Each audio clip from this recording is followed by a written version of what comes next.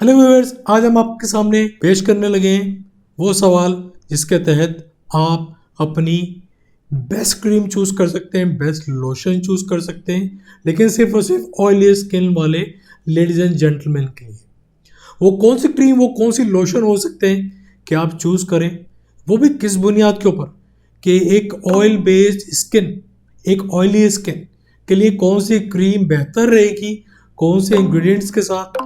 आज हम आपको वो इन्फॉर्मेशन प्रोवाइड करने लगे। अब जैसा कि आप बज़ाहिर जानते हैं कि ऑयल बेस्ड स्किन या ऑयली स्किन या oil generated skin already oily होती है तो इसके अंदर एक्ने, जो कि स्किन की बहुत ज़्यादा पॉपुलेटेड डिजीज़ है स्किन की, और वो ज़्यादातर ऑयली स्किन में होती है क्योंकि वो आपके पोर्स को, आपके स्किन के खलियों को ब्लॉक कर देती है। तो आप वो क्रीम चूज करेंगे जो कि आपकी स्किन को ऑयली ना करे, पहली बात ऑयली नहीं करे, और दूसरा कि वो आपके स्किन के जो सेल हैं उनको प्लग करके उनकी ओपनिंग को बंद नहीं करे।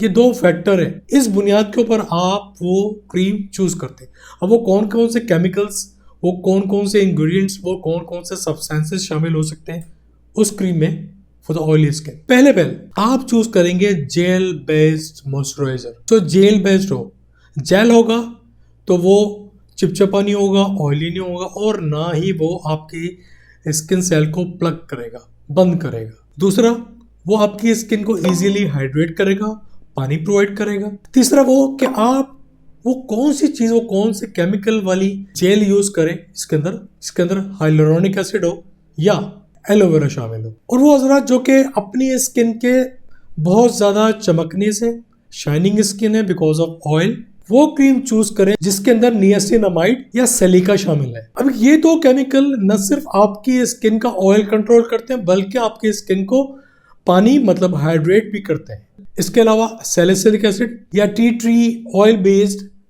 जेल यूज करेंगे आप। अब ये दोनों चीजें आपकी स्किन के लिए एंटी इन्फ्लेमेटरी इफेक्ट प्रोवाइड करते हैं। आपकी स्किन के अंदर इन्फेक्शन, सूजन और इस किस्म के जो अलामात मौजूद होते हैं या होने जा रहे होते हैं, अगर इस किस्म की सैलिसिलिक एसिड बेस्ड या tea tree oil based gel आप यूज़ करते हैं तो ये आपकी स्किन इन्फेक्टेड नहीं होगी। स्पेसिफिकली वो लोग, वो लेडीज एंड जेंटलमैन जो कि एक्ने की बीमारी से जूझ रहे हैं, एक हल्के पावर का सनस्क्रीन यूज़ करेंगे आप, जो कि न सिर्फ आपके स्किन को सूरज की रोशनी के खतरनाक इफेक्ट से बचा रहा है बल्कि इनसाइड आउट आपके स्किन का टेक्सचर विद मॉइस्चर उसको हाइड्रेट रखता हुआ आपकी स्किन को टोन एंड इलास्टिसिटी प्रोवाइड कर रहा है। और अगर नेचुरल अज्जा में अगर हम काउंट करें कि नेचुरली वो क्या क्या चीज़ मौजूद है जो कि आपकी ऑयली स्किन को के लिए सेहत बख्श है,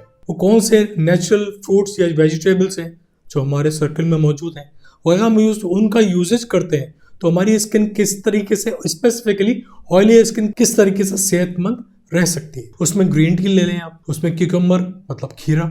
ये दो एलिमेंट ऐसे हैं कि आपकी स्किन को न सिर्फ रिलैक्स करते हैं, काम करते हैं, बल्कि वो ऑयल कंट्रोलिंग इफेक्ट भी प्रोवाइड करते हैं आपकी बॉडी के अंदर। इस वजह से जिनकी स्किन ऑयली है उनके लिए ये दो आउट क्लास परफॉर्मर रहे हैं। याद रहे, एक ऑयली स्किन को एक प्रॉपर हाइड्रेशन की, मतलब पानी की ज़रूरत होती है, हाइड्रेशन की ज़रूरत होती है। तो कभी भी आप मॉइस्चराइज़र को अवॉइड नहीं करेंगे।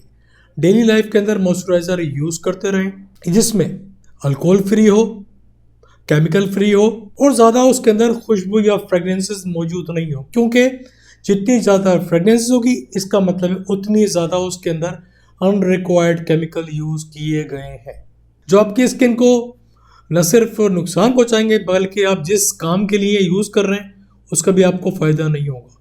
तो ये एक और वीडियो थी जो कि मैंने ऑयल बेस्ड स्किन के लिए कौन सी बेस्ट मॉइस्चराइजर या क्रीम या लोशन आप किस बेस के ऊपर यूज करेंगे या सिलेक्ट करेंगे कि आप अपनी ऑयली स्किन को न्यूट्रलाइज करके अपनी स्किन को ब्यूटीफुल, एनर्जाइज्ड और यंगर लुकिंग बना सके। इसी उम्मीद के साथ कैचअप ब्रांड और अच्छी प्रोडक्ट को यूज़ करते हुए बने रहिए चैनल के साथ, क्योंकि इन्फॉर्मेटिव वीडियो और जानकारी, अपडेट, रिसर्च बेस्ड इंफॉर्मेशन आपको इसी चैनल पर मिलती रहेगी। Thank you very much.